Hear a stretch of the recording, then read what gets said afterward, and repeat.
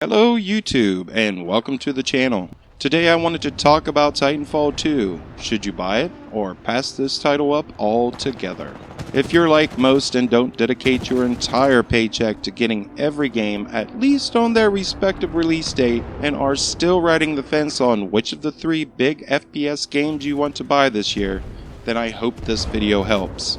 If you don't know what big 3 FPS games I am referring to, they are Call of Duty Infinite Warfare, Battlefield 1, and Titanfall 2. First, I should say all 3 games are very different from one another, even though there are still people that seem to think they are interchangeable and basically the same game just because they're first-person shooters. I think 2 big reasons everyone seems to be trying to fit them together this year is first, without going too much into it, is the Infinite Warfare drama and its poor beta reception from its fans. And second, because COD comes out with a new game like every year. So every other FPS game has rushed their own lackluster rehashes of their games combined with any popular trends from any other FPS game out there, but with their own unique coat of paint on it. Unfortunately, the unique coat of paint sells the game, and ultimately, people are disappointed.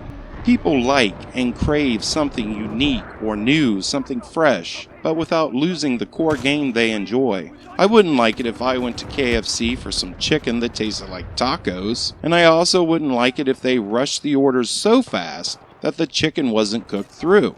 When games try to be what they are not, and they rush the game so it's not even close to the quality it should have been, you end up with a poorly conceived and executed hosh-posh of games that doesn't work. Now Respawn has taken the time to make Titanfall 2 a great game, and still stay true to the core game that made the first so much fun. First, let's talk about the campaign. The graphics, scenery of this new world are great and immersive, as one would expect with the new gen consoles and especially PCs. The story is, well, it's okay, and the gameplay, it was fun. If you are into the story progression of a game, then the game story could have been better. I was hoping the story from the first would have incorporated into this game, since really we only got a mixed up pieces of the campaign in the first as we played the multiplayer, which was kinda weird and something I didn't like at all in the first Titanfall. But like I say, it was an okay story and it doesn't leave you hanging if you haven't played the first Titanfall. The story takes you on a journey of the game's underdog that is thrust into greatness, and his pilot and Titan friendship that progresses through the game. The cool part about that is that you are thrust into being a pilot and learning all of what being a pilot entails as well. So as your character is learning the weapons and all the mechanics and even getting familiar with fighting as a Titan, you are learning those things as well. Now let's talk about the game's bread and butter, the multiplayer experience. First are the weapons. The weapons have a great feel and sound to them that bring you into the gameplay. Are there a lot of weapons to choose from like COD or definitely like Battlefield 1? No. All the weapons are unique enough, however, to make them all relevant and able to fit anyone's playstyle. They are also unique enough and fun enough to make you want to change up your playstyle just so that you can use them. If you're hung up on the number of weapons other games have to offer, then let me offer you this little tidbit of info. If most FPS games have, say, 100 weapons at your disposal with 100 attachments for each one, after a month of gameplay, how many of those weapons would you see being used? It's been my experience everyone uses the same 2 to 3 weapons and attachments, because even though there are so many different weapons, only a handful are unique enough to ever really become relevant in the game. Just a little food for thought, folks. Of course, no multiplayer game would be complete without customization. Something everyone loves is to make their character unique. Everything in the game you can customize to put your own spin on it. Banners, signs, weapons, pilots, the animation of how a pilot kills or a Titan kills, and of course your Titans are all able to customize, and the amount of options for customizing is great.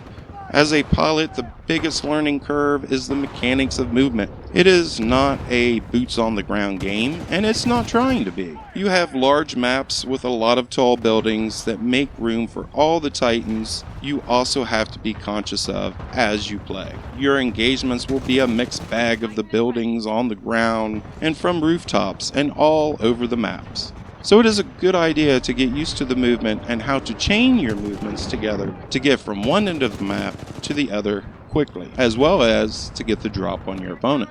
You have different tactical abilities and ordnance, aka lethals or grenades from other games, to choose from. You have 2 different kits or aka perks to choose from for each of your 10 customizable loadouts. There are 6 very different Titans with their own weapons and abilities. You also have 12 different things called boosts that you earn during the game that give you your own unique edge. The other great thing about the game is the strategic aspect of the game. Whether you get your own team together to play or you use matchmaking, the decisions you make in your pilot and Titan loadout and choice of pilot and Titan matter. What strategic role do you play in overtaking the enemy or completing the objective, depending on what game mode you are playing?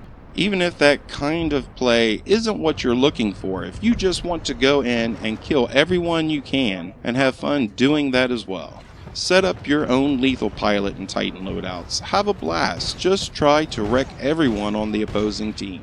The game doesn't force you to do one or the other. You play your style of play and how you want to play, because both are fun options that are available. If you are not into the new movements and want boots on the ground gameplay or gameplay with a present day theme, then this game might not be for you. I say might not be for you because the thing about those kinds of games that I like is the strategic aspect of your engagements and the fun and immersion value that the weapons and graphics give you more than anything else. So if you can get past having to learn a few new mechanics and the setting of where the game is both physically and timeline wise, then I think this game will definitely give you what you're after. In the end, everything about Titanfall 2 is unique, fresh, and new.